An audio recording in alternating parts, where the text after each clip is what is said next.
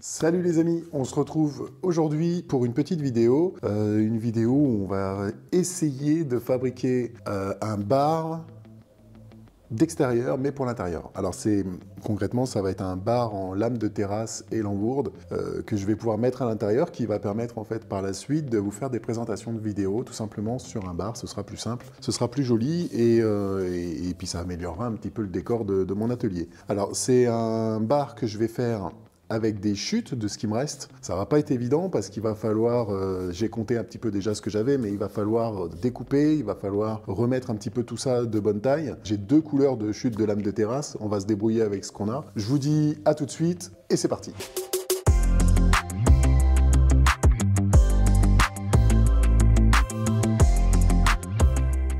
Pour commencer, j'ai répertorié à peu près tout ce que j'avais.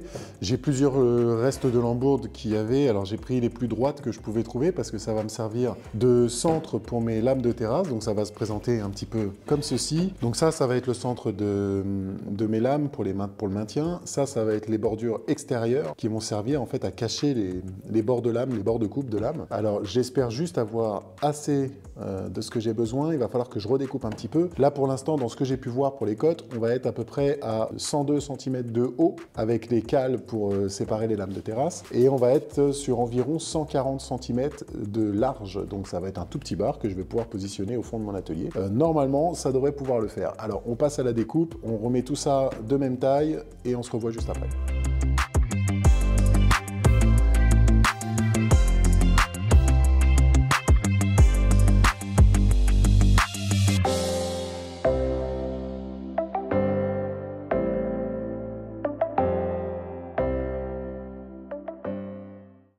Toutes ces petites chutes-là, je ne vais pas les perdre, tout va se recycler. Je vais essayer de les réutiliser pour le latéral, en fait, pour les poser sur le bord du bar. Je ne sais pas encore ce que je vais en faire, mais on verra bien. Mais je pense que ça va servir à ça. Donc là, toutes mes coupes sont faites à 70 cm. On va pouvoir commencer un petit peu à y voir un peu plus clair. Il va falloir que je coupe les lambourdes à la bonne hauteur. Je vais déjà les assembler pour être sûr de ma cote et je couperai les lambourdes par la suite avant le vissage. Donc ce que je disais tout à l'heure, ça, en fait, les lambourdes, elles vont être positionnées ici vers l'extérieur de façon à pouvoir faire reposer la lame ici. Les lames, elles, vont être posées à l'envers puisque ça va être l'intérieur du bar. Et du coup, on va poser cette lambourde-là en plein centre. Donc là, on essaie de les positionner déjà pour vérifier qu'il n'y ait pas trop de conneries de faites. Bon, déjà, ça se présente plutôt pas mal. Donc pour ça, on va utiliser des petites cales. Je vais y mettre des petites cales de 5 mm pour la dilatation, parce que malgré tout, c'est quand même à l'intérieur, c'est un air qui est assez sec et renouvelé. Donc on les positionne bien côté extérieur, pas se planter non plus, c'est-à-dire le côté peigné vers l'extérieur de la lame. On va mettre des cales, ça va nous permettre d'avoir approximativement la hauteur qu'on a besoin et de voir un petit peu ce que ça va te donner. Alors, je ne vais pas avoir assez de cales pour tout, mais ça va se faire au fur et à mesure. Alors les cales de terrasse, vous utilisez les cales que vous voulez, hein. Moi c'est des cales de 5 mm. Dans mes souvenirs, ça faisait 7 lames de haut. Ah bah, je commence à être trop petit moi. Voilà, concrètement ça va se présenter à peu près comme ça. Donc derrière moi j'aurai rien, c'est pas bien grave puisque de toute façon elles vont toutes être collées les unes aux autres, normalement. Bon, il n'y a rien d'équerre, en même temps c'est un peu compliqué. Ça va se présenter à peu près comme ça. Je vais prendre les côtes en haut en faisant en sorte que tout soit bien serré. Donc là normalement, si je dis pas de bêtises et si mes calculs savants étaient bons, je dois être à 100,5. Eh ben on va découper les lambourdes.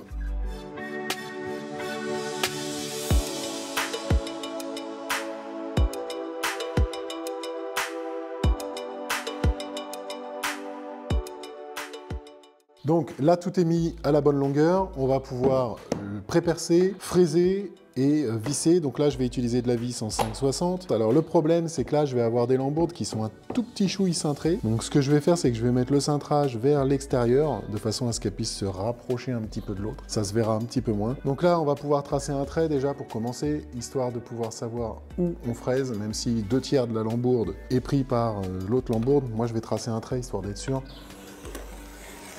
Au moins, on va pas se tromper. Donc là, on perce.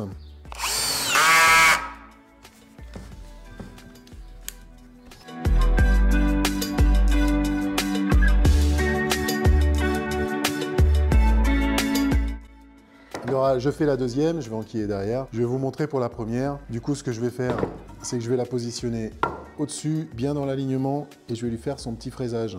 Voilà, une fois que c'est fait, on est parti, on enquille les vis.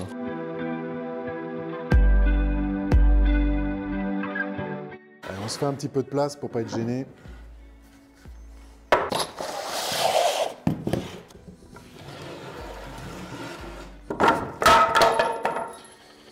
Et on met des chaussures de sécurité. Ah, les aléas. Bon, ça me permet de voir en même temps que c'est plutôt bien pré-percé. J'ai bien mes trous en dessous, c'est nickel. Il me manque une vis. J'ai une sauvette. T'es parti où, Jocelyne?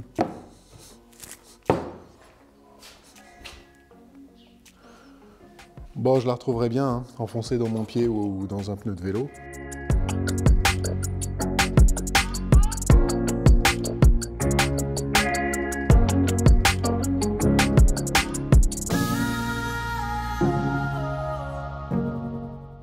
Donc là, je les ai séparés et maintenus à 64,2. On va pouvoir se mettre d'équerre.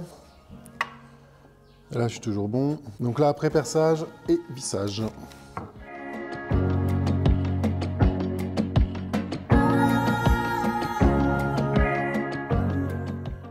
Donc là, j'en ai une. Et je vais faire l'extrémité de celle-ci pour la recaler un petit peu.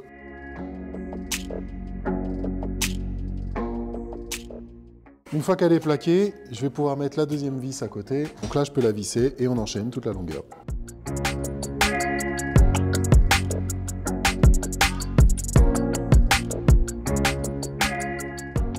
Et on se met bien la fleur en bas, tout pareil que de l'autre côté. Donc là, je suis d'équerre, je peux pré-percer et visser.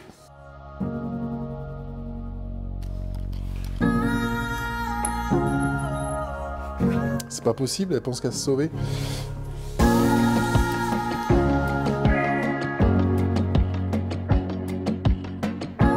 Voilà. Donc là, on va pouvoir enchaîner en mettant les cales et en allant jusqu'en haut directement. Et on verra bien ce que ça donne à la fin.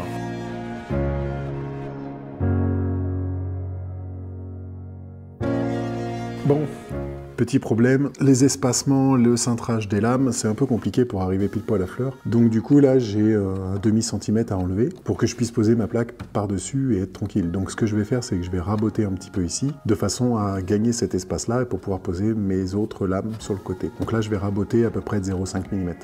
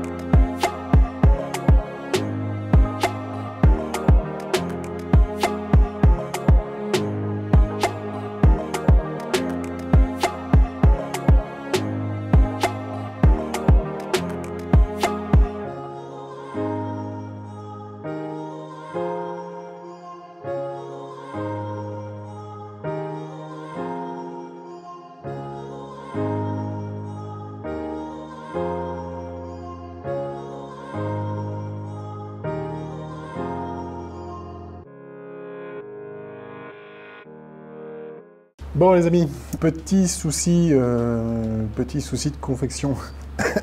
Là, vous voyez les vis apparentes. À la base, je les avais fait de façon à ce qu'elles soient de l'autre côté et que ça ne se voit pas. Le problème, c'est que quand j'ai mis, pour mettre le trépied de la caméra, j'ai tout viré, j'ai tout bougé, j'ai tout remis, j'ai pu repenser au fait de cacher les vis. Erreur de merde, erreur de débutant. Donc là, ce que je vais faire, c'est que je vais fabriquer un petit champ-plat avec les restes d'une lambourde que j'ai pour que ça ait la même teinte. Et je vais venir le coller dessus parce que sinon, ça me fait tout démonter. Donc très honnêtement, je vais faire la solution la plus simple. Le plateau de dessus, j'ai mis en 160, histoire qu'il y ait 10 cm de chaque côté. C'est plutôt stable, je pensais le fixer, mais en fait, pas du tout. Parce que là, il bouge pas.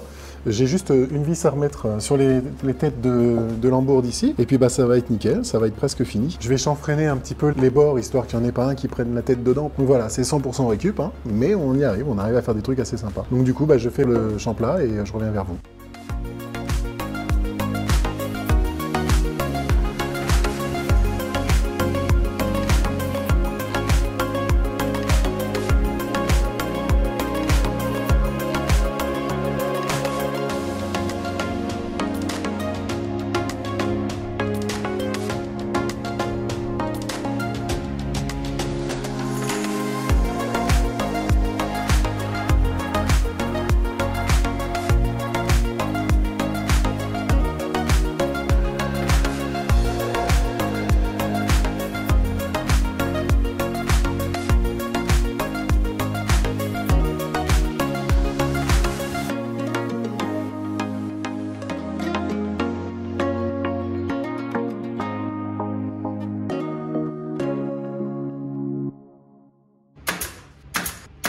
Eh ben, on n'est pas bien là. Donc le bar, bah, presque fini du coup. On n'a plus qu'à faire quelques petites finitions.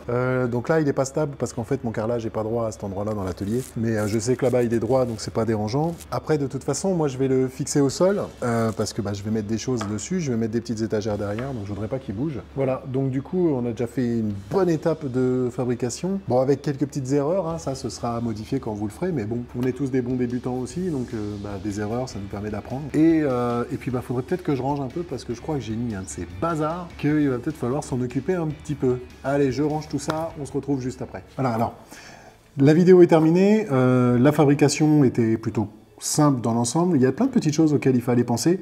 Bon, c'est bête à dire, mais c'est des erreurs c'est des erreurs de merde. Hein. Parce que concrètement, voilà, cacher les vis alors que j'y avais pensé, je l'ai oublié. Alors après, là, c'est fait en bois de terrasse. Vous pouvez le faire en bois de palette. Si vous suivez à peu près ce qu'il y a sur la vidéo, normalement, ça devrait bien se passer. Alors moi, j'ai pas été jusqu'à le couper comme je devais le couper parce que du coup, je préfère le garder entier de façon à pouvoir poser de l'outillage. Quand je vous fais de la présentation d'outillage, c'est quand même vachement plus simple. Et puis, ça me laisse un grand espace de table plutôt sympa, je dirais.